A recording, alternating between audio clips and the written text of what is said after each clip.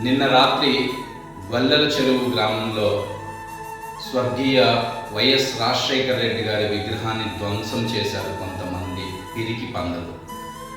నిన్న సాయంత్రం ఏదైతే సంతమాగులూరు మండల ఆత్మీయ సమావేశం జరిగిందో దాన్ని చూసి తట్టుకోలేని కొంతమంది యతవలు ఈ విధంగా చేయటం చాలా దారుణం. పోలీసు వారికి మేము ఒక్కటే హెచ్చరిస్తున్నాము, సాయంత్రం 4 గంటల్లోపు ఎట్టి పరిస్థితుల్లోనూ ఎవరైతే ఆ విగ్రహాన్ని ధ్వంసం చేశారో, ఎవరైతే అక్కడ ఆనవాళ్ళు ఉన్నాయో ట్రాక్టర్తో లాగినట్టు వాళ్ళని గనక గుర్తించి అరెస్ట్ చేసి సరైనటువంటి యాక్షన్ గనక తీసుకోలేకపోతే గనక సాయంత్రం 4 గంటల తర్వాత నేను అక్కడ వచ్చి అడ్డ రోడ్డులో ధర్నా చేయడానికి ఎటువంటి సంకోచం ఆలోచించకుండా ధర్నా చేస్తానని హెచ్చరిస్తున్నాను.